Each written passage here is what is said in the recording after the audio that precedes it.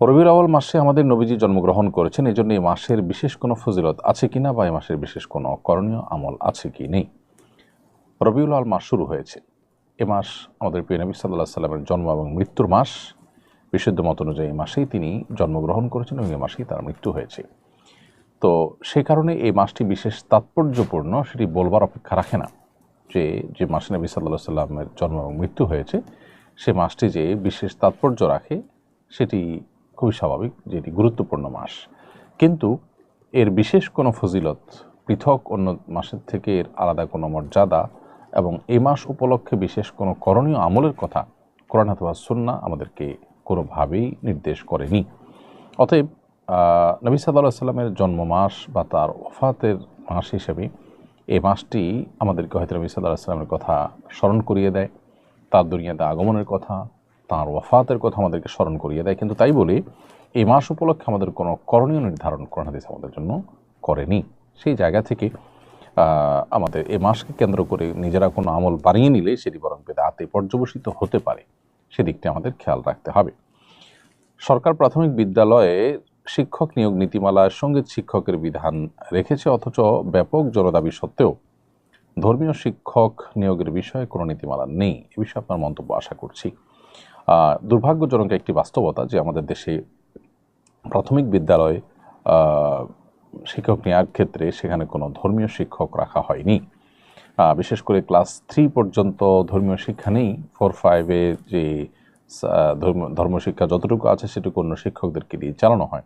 এটা খুবই আপত্তিকর একটি বিষয়। আমাদের বাচ্চাদের জীবনের শুরুতে যদি নৈতিক শিক্ষা, ধর্মীয় শিক্ষা তাদেরকে না দেওয়া হয়, তাহলে এই বাচ্চারা পরবর্তীতে ধর্মীয় মূল্যবোধ এর অভাব তাদের মধ্যে থাকবে এবং সেটা নিয়ে তারা বড় হবে। আজ সমাজে যে অস্থিরতা আমরা দেখতে পাচ্ছি, সমাজে যে গ্যাপটা আমরা দেখতে পাচ্ছি, তরুণদের মধ্যে যে বিপদগামিতার প্রবণতা আমরা দেখতে পাচ্ছি, এটি দূর করবার জন্য আমাদেরকে অবশ্যই ধর্মীয় শিক্ষার ব্যাপারে গুরুত্ব আরোপ করতে হবে। বিধায় সঙ্গীত শিক্ষক, সঙ্গীত শেখানোর শিক্ষক যদি থাকে, তাহলে ধর্ম শিক্ষক থাকা, ধর্মীয় শিক্ষক থাকা কত গুরুত্বপূর্ণ হতে পারে। সঙ্গীত শেখাতে চান এদেশের কয়জন মা বাবা তার সন্তানকে, কিন্তু দিন শেখাতে চান কত মা বাবা। গণদাবি যদি পূরণ না করা হয়, তাহলে সেক্ষেত্রে গণতন্ত্রের নামে এই তামাশা বন্ধ করা উচিত। জনগণ কি চায়, জনগণের পালস কি, সেটা যদি বোঝার পরও সেটাকে যদি ইগনোর করা হয়, তাহলে সেক্ষেত্রে গণতন্ত্রের নামে এটা তামাশা ছাড়ার কিছুই না। বিধায় এই তামাশা বন্ধ হওয়া উচিত এবং ধর্মীয় শিক্ষক প্রাথমিক শিক্ষায় নিয়োগ দেওয়া আবশ্যক। শুধু তাই নয়, আমরা অতি সম্প্রতি জানতে পেরেছি যে উচ্চ মাধ্যমিকেও আপনার ধর্মীয় শিক্ষা এটাকে ঐচ্ছিক করার সুপারিশ করা হয়েছে বা ঐচ্ছিক করার প্রক্রিয়া চলমান আছে। তো এটা যদি সত্যি পদক্ষেপ নেওয়া হয়, তাহলে সেক্ষেত্রে সেটা হবে আরও বড় দুর্ভাগ্যজনক বিষয়। অন্য আরও গুরুত্বপূর্ণ যে শাখাগুলো আছে, বিষয়গুলো আছে, সেগুলোর পাশাপাশি ধর্মীয় শিক্ষাটাও বাধ্যতামূলক রাখাটা অপরিহার্য।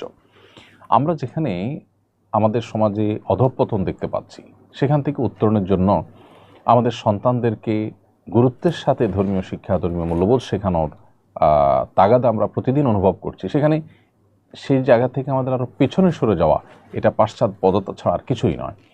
এদেশের সাধারণ সর্বস্তরের মানুষ কি চায়, তাদের সন্তানকে ধর্মীয় শিক্ষা দিতে চায় কিনা। এদেশের প্রত্যেকটা মা বাবা তাদের সন্তানদেরকে দিন শেখাবার জন্য আলাদা হুজুর, আলাদা শিক্ষক তাদেরকে বাসাবাড়িতে নিয়োগ দিতে হয় এবং সে তারা টাকা পয়সা খরচ করে করেন। এখান থেকে তাদের আগ্রহ বোঝা যায়। সঙ্গীত শেখাবার জন্য কত পার্সেন্ট বাবা মার আগ্রহ আছে এবং কত পার্সেন্ট বাবা মা টাকা পয়সা দিয়ে সন্তানকে সঙ্গীত শেখান, তার পার্সেন্টেজটা কত।